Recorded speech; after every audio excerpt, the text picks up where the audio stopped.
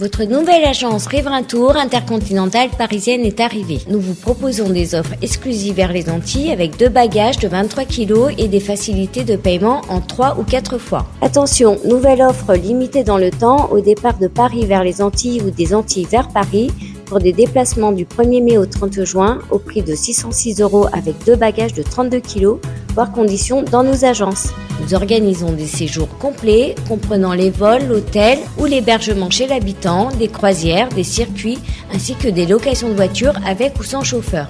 Pour tout renseignement, contactez l'agence Riverain Tour Intercontinentale au 16 rue Lamblardy, Paris 12e, métro Doménil, au 09 78 80 13 39.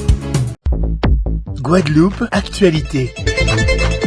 Et comme prévu, la tempête tropicale Brett n'a pas eu beaucoup d'incidence sur notre archipel, si ce n'est en termes de houle. Nous sommes donc de retour au vert. Une bonne nouvelle pour les festivaliers du week-end, mais aussi les amateurs de Real Limit qui vont bien pouvoir s'amuser. Et à l'occasion du Salon des maires au WTC à Jarry, les entreprises interpellent les élus locaux sur les délais de paiement. Trop souvent, les collectivités tardent à payer, grèvent la trésorerie d'entreprises trop petites pour accuser le coup de gros trous dans la caisse. Il faut donc revoir à la baisse ces fameux temps de règlement, même si les élus se targuent que la Guadeloupe est à un bon niveau. Regardez. Nous ne sommes pas là pour stigmatiser personne en Guadeloupe. Le problème des délais de paiement, c'est l'affaire de tous, des entreprises, des collectivités, de l'État et naturellement de la DRFIP. Aujourd'hui, nous sommes là pour faire des propositions et trouver ensemble des solutions ensemble pour que ce problème et ce cancer, je dirais, des délais de paiement qui naturellement est difficile pour les TPE et les PME soit solutionné et puis qu'on puisse rentrer, je dirais, dans les bonnes pratiques et les bonnes dates des délais de paiement. Cette question est au cœur quand même de l'activité économique. C'est ça qui est le plus important. Comme je l'expliquais ce matin, on peut réduire effectivement sur nos activités et ainsi coller nos activités à notre trésorerie. Mais c'est aussi freiner le pays. Et pour ceux qui ont fait un peu d'économie savent très bien que c'est la meilleure façon de ne pas produire de richesse. Moi, je pense qu'aujourd'hui, effectivement, il y a des entreprises qui payent bien. Il y a des collectivités qui payent bien, il y a des communes qui payent très bien. Il faut aujourd'hui que la moyenne, qu'on puisse dépasser une certaine moyenne en matière de délai de paiement sur les collectivités. Et malheureusement, il y a encore trop de collectivités, voire trop de communes qui payent mal ou qui payent trop tard en définitive. Parce que, ça a une incidence fondamentale, je dirais, sur l'économie de la Guadeloupe, mais aussi sur l'emploi et la création d'emplois, parce que malheureusement, ces entreprises, parfois, elles ne payent pas leurs charges et naturellement, elles rentrent dans l'illégalité. Souvent, c'est vrai, il y a un adage qui dit, quand je me regarde, eh bien, je me désole, mais quand je regarde les autres, je me console. Et c'est vrai que quand on regarde les autres là, on se console un peu parce qu'on se dit, oui, on n'est pas bon, mais en fait, on n'est pas plus mauvais que les autres et voire même que sur l'ensemble des Outre-mer, la Guadeloupe est meilleure. Petit focus maintenant sur Anthony Parnasse qui, dans le cadre de son service civique, anime une formation numérique dédiée aux seniors à Petit-Bourg. Il porte sa pierre pour réduire la fracture numérique qui impacte nos aînés et ainsi leur permettre de maîtriser les outils et réaliser leurs démarches de manière autonome. Le reste en images. Alors, je suis là aujourd'hui pour proposer aux aînés les différentes activités autour de l'informatique. J'ai remarqué, de nos jours, que ces aînés souffrent également de cette fracture numérique. Ils sont un peu éloignés par rapport à la société dans tout ce qui est démarches administratives, les différentes informations que le service public envoie également. J'ai proposé un projet pour pouvoir les initier à l'informatique. Je suis là aujourd'hui parce que je veux apprendre et pour me perfectionner aussi de ce que je connais déjà. Et je suis contente de venir faire ça parce que sans quoi, si vous ne faites pas ça, vous oubliez tout ce que vous avez déjà appris. Et je prends des notes. Durant ces ateliers, ils découvrent comment manipuler un ordinateur, comment aller sur Internet grâce à différents moteurs de recherche. Enfin, comment utiliser un ordinateur de base, c'est-à-dire allumer, éteindre, aller sur un programme et puis voilà. Je me suis inscrit dans 3e âge et c'était la société qui m'a conseillé de venir pour une cours informatique. Alors, je suis venu pour voir comment ça se passe parce que moi, je n'ai jamais touché. C'est la première fois que je touche. J'essaie de comprendre, mais ça va rentrer petit à petit. Comme je suis à la retraite, bon, ça va m'intéresser demain ou après. Si j'achète un ordinateur, je vais me fonctionner à la maison pour apprendre les dossiers des impôts, la CAF, la sécurité sociale, tout ce qui est nécessaire. Bon, c'est pas tout le temps que vous allez demander à tes enfants, ni les voisines et d'autres personnes. Il faut essayer de comprendre quand même. J'essaie de comprendre. J'ai remarqué une petite évolution dans la mesure où ils ne connaissaient pas comment manipuler un ordinateur ou aller sur un logiciel. Grâce à une trame que je leur donne, ils peuvent s'exercer chez eux pour pouvoir revoir les différents exercices que je leur ai proposés.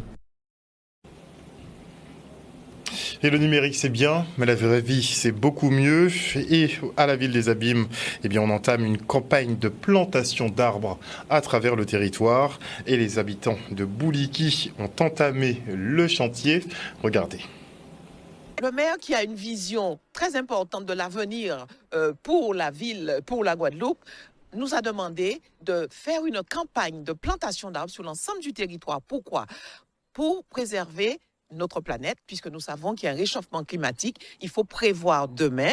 Donc, faire en sorte qu'on plante des arbres pour qu'on ait de l'ombrage, planter des arbres fruitiers pour nourrir la population, planter des arbres fleuris parce qu'il faut améliorer le cadre de vie, planter des arbres mellifères parce que nous savons que nous avons besoin des abeilles pour la préservation de l'humanité, etc., etc. J'accompagne en fait les citoyens qui sont mobilisés sur le terrain, notamment ici à Bouliki depuis le début de la mandature 2020. Donc on a organisé une action qui s'intitule Campagne en Nouvelle, comme vous le voyez. Donc, ce sont les citoyens qui sont mobilisés et qui justement prennent soin de leur quartier. Et c'est vrai que ce sont des actions qu'on estime qui répondent aux besoins, aux attentes des habitants. En tant que citoyen, je trouve que c'est une bonne action.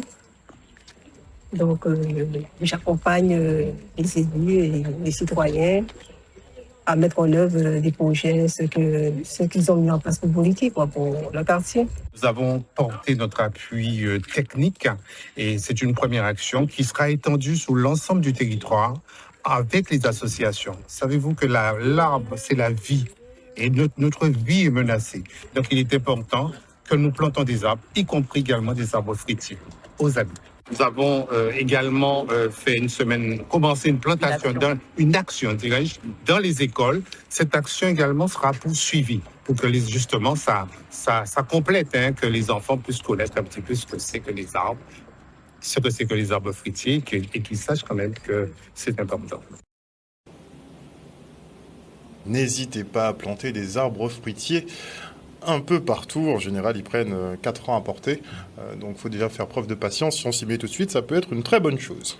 Et on se rend maintenant au port de croisière à Pointe-à-Pitre pour la Poule Art Fair. Et pour cette 14e édition, une 50aine d'artistes locaux et internationaux sont présents. Une exposition particulièrement riche qui héberge les œuvres de jeunes talents comme Alissane Augustin. Regardez. La 14e édition de la Poule Art Fair, c'est le grand retour de ce salon d'art contemporain en Guadeloupe, ici au port de croisière à Pointe-à-Pitre. Donc c'est vraiment la reprise après 2 ans malheureusement d'arrêt à cause du Covid, du confinement. Donc là on a la chance d'accueillir à nouveau plus d'une 60aine d'artistes cette année au H4 avec une 50aine de stands. Des artistes locaux notamment, mais aussi des artistes qui viennent de l'étranger. Donc on a le Sénégal qui est présent, on a le Cameroun qui est présent, on a aussi le Cap-Vert. Donc on est vraiment très heureux d'avoir cette multitude de destinations pour les œuvres. On est ravis d'être là, moi je suis contente d'être là. Ça permet d'exposer, ça permet de voir plein d'artistes, de voir un peu ce qu'il y a comme richesse sur le territoire. Il va y avoir beaucoup d'artistes, beaucoup d'énergies différentes. C'est pas quelque chose qu'on voit, mais c'est quelque chose qu'on ressent, j'imagine, et on le ressent pas tous de la même manière. Là, on est dans une très belle année avec un commissariat très puissant, des artistes invités très puissants. Et j'ai la chance d'exposer une production de à peu près 7 semaines de boulot sur un thème autour de terre-mer, tout ce qui est terre-mer, Pachamaya, l'amour de la terre, l'amour du féminisme, l'amour de la vie, quoi. Je représente quand même la galerie L'Art sans mêle. J'ai fait des œuvres sur ce malheur qui nous est arrivé. Voilà, mais ça m'a permis aussi de voir beaucoup de choses et de pouvoir rebondir sur la vie. Et je sais que l'Art sans mêle est toujours là et on va renaître de nos cendres. La spécificité de la 14e édition de la Pour l'Art Fair, c'est le retour notamment de ce qu'on appelle la Black Market, dans l'expo dans l'expo. C'est un espace où communiquent en fait différents artistes entre eux autour d'un même objet de départ. Et c'est vrai que c'est un peu un écho à ce qui s'est déjà fait par le passé, où en fait on prend un objet et on le détourne en fait dans l'art. Je présente une majorité de toiles bleues et une majorité de toiles noires et blanches. Donc je fais dans d'autres couleurs effectivement, mais là je crois qu'on est dans un univers qui est microcosmique. J'ai entendu le terme tout à l'heure, j'aime beaucoup ça. La matière elle bouge un peu comme dans l'espace, comme dans l'univers, comme dans la nature. C'est d'ailleurs la source d'inspiration. Tous les éléments qui sont autour, que ce soit l'eau, que ce soit l'éther. Disons que la peinture, en ce qui concerne ma pratique, elle bouge comme ça. Elle bouge comme les éléments naturels et c'est ce que j'apprécie. J'adore la Poule. Moi, je trouve que c'est un endroit magique, c'est un lieu où tout le monde se retrouve. Tous les artistes sont ensemble. L'art, c'est de la passion, c'est de l'amour, c'est du partage. J'invite vraiment tout le monde à venir profiter de cette fin de semaine au H4, à la Pour l'Art Fair, au port de Croisière. Voilà, on vous attend vraiment nombreux et nombreuses. Il y a de très belles choses à voir, aussi à acheter, parce que la Pour l'Art Fair, c'est aussi un salon d'art et donc un marché d'art aussi par extension. Et vous allez être surpris. Donc venez. Un reportage signé Désir Boucaud. Et on se rend maintenant à la fête de la musique qui s'est tenue à Sainte-Anne.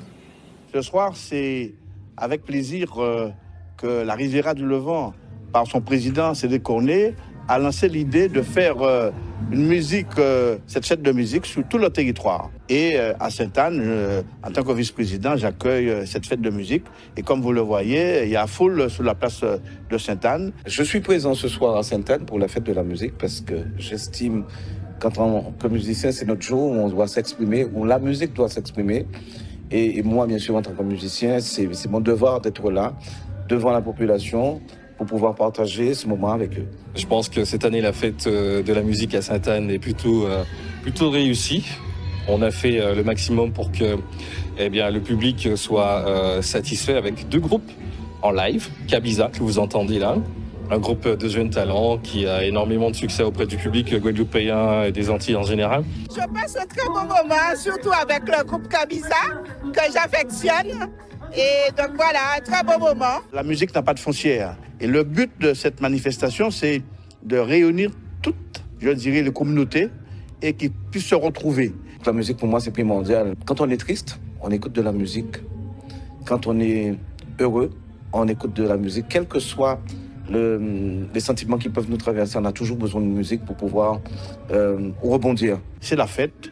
Et je crois que c'est une très très très belle manifestation qui se pérennise déjà d'ailleurs depuis 82, nous sommes en 2023, donc c'est dire que ça a bien pris. Accoucher un petit casse là, la pécitole qui a chanté l'amour, tout pour qui ou pas la caille moins serré, moins envie plaire. O News Radio sur outremernews.fr.